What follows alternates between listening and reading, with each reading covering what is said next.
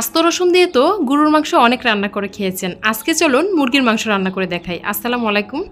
আজকে শেয়ার করছি আস্ত রসুন দিয়ে ব্রয়লার মুরগির মাংস রান্নার খুবই মজাদার একটা রেসিপি। এর জন্য শুরুতে এখানে 500 গ্রাম পরিমাণ মুরগির মাংস খুব ভালো করে ধুয়ে পানিটা ঝরিয়ে নিয়েছি। এরপর এতে 2 টুকরো লেবুর রস চিপি দিয়ে দিচ্ছি। এরপর দিয়ে দিচ্ছি অল্প পরিমাণে লবণ। এরপর দিয়ে দিচ্ছি সামান্য পরিমাণে হলুদের গুঁড়া, শুকনা মরিচের গুঁড়া, আদা বাটা। এখানে হাফ চামচ পরিমাণ আদা বাটা দিয়েছি। এরপর দিয়ে দিচ্ছি 1 চামচ পরিমাণ পেঁয়াজের বাটা, হাফ চামচ পরিমাণ রসুন বাটা। এরপর দিয়ে দিচ্ছি অল্প পরিমাণে সরিষার তেল। তো এখানে 2 টেবিল চামচ পরিমাণ মতো হবে সরিষার তেল।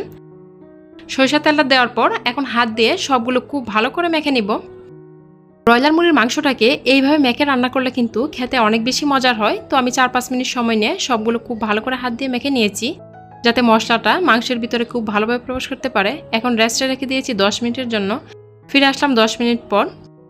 চুলায় আগে একটা কড়াই বসিয়ে হাফ কাপ পরিমাণ সরিষার তেল দিয়ে রেখে দিয়েছিলাম। তেলটা একটু গরম হওয়ার পর এখানে 1 কাপ পরিমাণ পেঁয়াজের কুচি দিয়ে দিয়েছি। পেঁয়াজ কুচিটা হালকা একটু ভাজা হওয়ার পর এখানে 5-6টার মতো দেশি রসুন দিয়েছি। এরপর দিয়ে দিচ্ছি কিছু গোটা গরম মশলা। গোটা গরম মশলার মধ্যে এলাচি, দারচিনি, তেজপাতা, গোলমরিচ, লবঙ্গ, কয়েকটা শুকনা মরিচ দিয়েছি। এরপর মশলাটাকে তেলের মধ্যে খুব ভালো করে নেড়েচেড়ে ভেজে নিচ্ছি।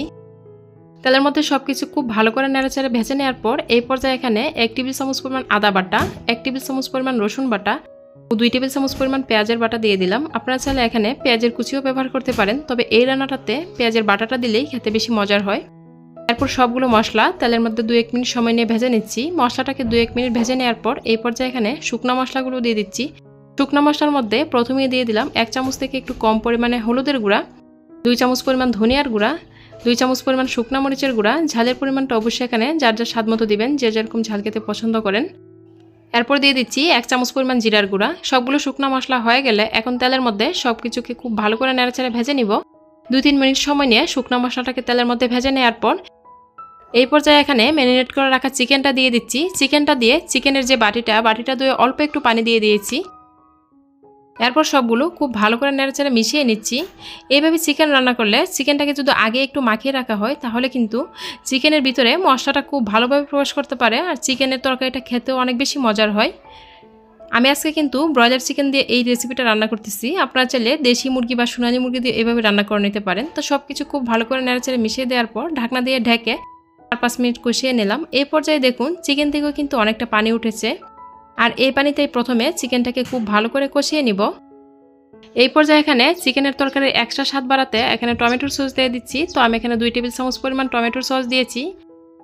চিকেনের এই রেসিপিটাতে এই পর্যায়ে কিন্তু টমেটোর সসটা দিলে চিকেনের তরকারিতে খুব সুন্দর একটা কালার আসে। সসটা দিয়ে খুব ভালো করে নেড়েচেড়ে মিশিয়ে দিয়ে আবারও ঢাকনা দিয়ে ঢেকে চিকেনটাকে 4-5 মিনিট কষিয়ে নেব। আমি আজকে যেহেতু ব্রয়লার চিকেন রান্না করতেছি, ব্রয়লার চিকেন কিন্তু রান্না করতে খুব বেশি সময় লাগে না, সহজেই রান্না করে নেওয়া যায় আর সিদ্ধ হয়ে যায় খুব তাড়াতাড়ি।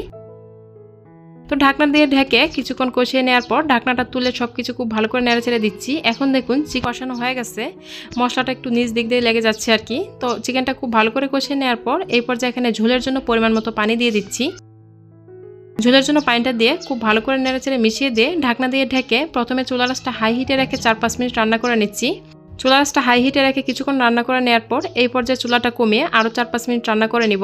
চুলা আঁচটা কমিয়ে 4-5 মিনিট রান্না করে নেওয়ার পর এই পর্যায়ে দেখুন চিকেনের তরকারির উপরে কতটা সুন্দর তেলটা ভেসে উঠেছে। তো এই পর্যায়ে এখানে সুন্দর একটা ফ্লেভার আসার জন্য কয়েকটা আস্ত কাঁচামরিচ দিয়ে দিয়েছি। আর চিকেনের এই রেসিপিটাতে নামানোর আগে এরকম কাঁচামরিচ দিলে কিন্তু খুব সুন্দর ফ্লেভার পাওয়া যায় কাঁচামরিচের। আর চিকেন ও রসুনটা খুব সুন্দর সিদ্ধ হয়ে গেছে। এরপর ঢাকনা দিয়ে ঢেকে 2-3 মিনিটের জন্য দমে রেখে দিলাম। দমে রাখার পর তরকারিটা গরম গরমে একটা বাটিতে সার্ভ করে নিচ্ছি। এইভাবে আস্ত রসুন দিয়ে চিকেন রান্না এত বেশি মজার হয় যে রান্না না করে খেলে বুঝতেই পারবেন না। তো আশা করছি আজকের এই আস্ত রসুন দিয়ে চিকেনের রেসিপি আপনাদের ভালো লেগেছে। রেসিপি ভালো লাগলে চ্যানেল সাবস্ক্রাইব করার অনুরোধ রইল। ভিডিওটি এখানেই শেষ করছি। সবাই ভালো থাকবেন। আল্লাহ হাফেজ।